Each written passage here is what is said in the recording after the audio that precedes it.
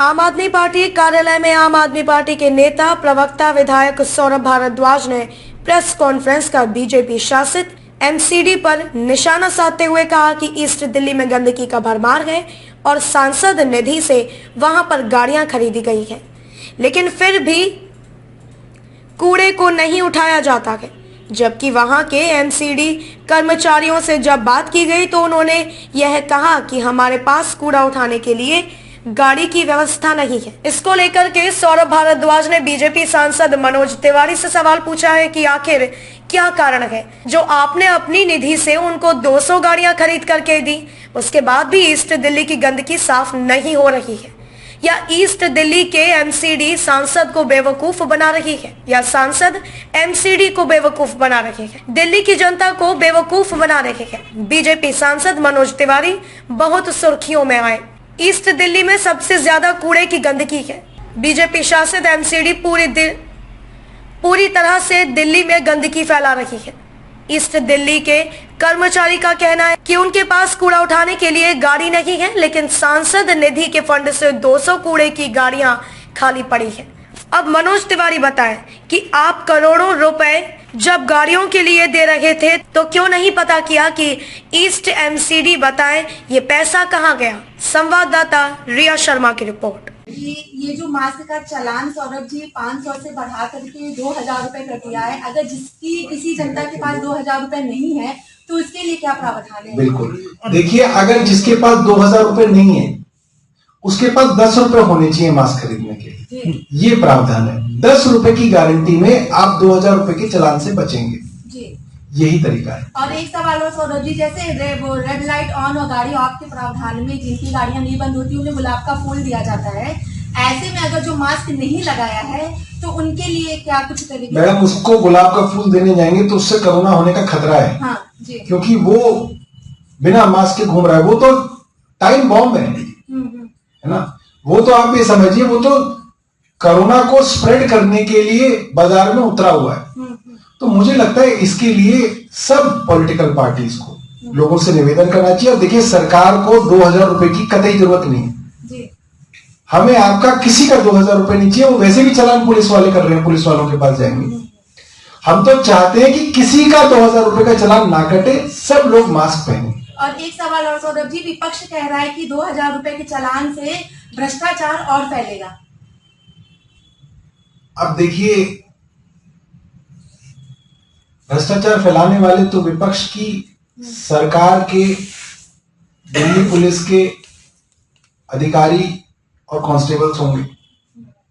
भ्रष्टाचार ना हो उसकी भी कोशिश करें।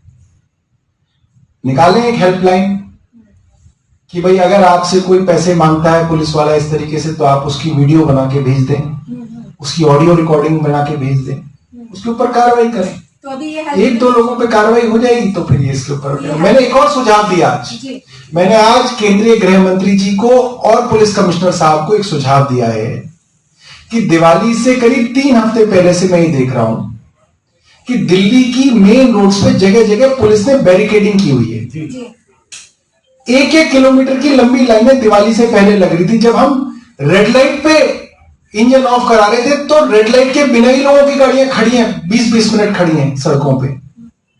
और उसका उद्देश्य सिर्फ इतना है पुलिस वालों का कि जो गाड़ी में आदमी बैठा है उसका चालान काट दो।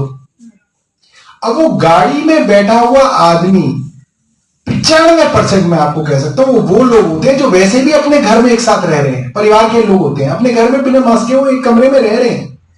उनका चालान काट के मुझे नहीं लगता कोरोना में कोई रोकथाम होती है, क्योंकि वो तो वैसे ही एक साथ रहते हैं। वो कार में अगर बिना मास्क के हैं भी तो उससे कोरोना का कोई वो नहीं है। तो मेरा उनसे ये निवेदन रहा है कि ये जो इतनी मुशक्कत कार वालों के पीछे की जा रही है, ये मुशक्कत बाजारों में, पब्लिक प्लेसेस में, पार्क्स में, शनि बाजार, मंगल बाजार, इस तरीके की जगहों पे करेंगे तो कोरोना के ऊपर ज्यादा रोकथाम होगी। और मेहनत भी जो है, आप मेहनत तो कर रहे हैं, सड़क पे कर रहे हैं, फिर आप किसी गाड़ी को रोक लेते हैं, उस गाड़ी को रोकने की वजह से और लंबा जाम लगता है। तो वो मेहनत को आप दूसरी जगह करेंगे तो कोरोना में भी उसका फायदा होगा। ये मैंने सुझाव आज ट्विटर पे उनको दिया है, वीडियो बना के। सौरभ जी, अंतिम सवाल है कि अगर ये जो 2000 का चालान हो रहा है तो क्या लग रहा है इससे कोरोना की लगाम लगेगी या बढ़ेगी इससे? या देखिए corruption क्या है कि चालान का जो बेसिक नियम है वो ये है कि ये डिटरेंट होता है, सजा के डर से। मेरे को ही बहुत 2000 रुपए का डर है, देखो मैं मास्क हाथ में लेके घूम रहा हूं, है ना। तो ये डिटरेंट तो होता है। देखिए 2000 रुपए का, 2000 रुपए बहुत होते हैं।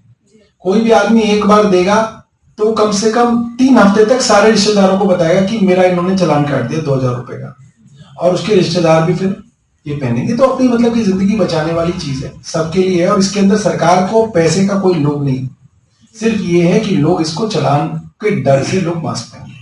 सर, कल दिल्ली हाईकोर्ट ने लगातार सवाल उठाए हैं दिल्ली गवर्नमेंट की वर्किंग पे। उन्होंने ये कहते हुए कहा है कि आप अभी तक मैग्नीफाइंग ग्लास लेकर के आपको अभी तलाश करना चाहिए था क्या क्या मुद्दे हैं जिनको अभी तक कवर नहीं कर पाए। एक सवाल ये था कि भीड़ हो रही है सारी मार्केट्स में, लेकिन अभी तक कुछ एक्शन नहीं लिया गया। 18 दिनों तक वेट क्यों किया गया? ये सारी चीजें थी। अगर एक स्टेटमेंट आप प्लीज। देखिए दिल्ली हाईकोर्ट के पास तो एक बड़ी दिलचस्प पोजीशन है कि वो अपनी बात कह सकते हैं। कोर्ट और सरकार में ये फर्क है बना के एक स्टेट को या एक राज्य को रन करना पड़ता है। भाजपा के और कांग्रेस के हमारे दोस्त एक हफ्ते से शोर मचा रहे हैं कि साहब देर कर दिया आपने, अब जागे हो आप, अब जागे हो आप। अगर 10 दिन पहले दिवाली को रोक देते और कहते थे कोई शॉपिंग नहीं होगी, कोई बाजार नहीं जाएगा, कोई दिवाली नहीं मनेगी, तो यही लोग सड़कों पर उतर के कह रहे होते कि केजरीवाल साहब तो बड़े दुष्ट हैं, ये तो लोगों को दिवाली भी नहीं मनाने दे रहे, ये अब हमारे बच्चों को दिए भी नहीं जलाने देंगे।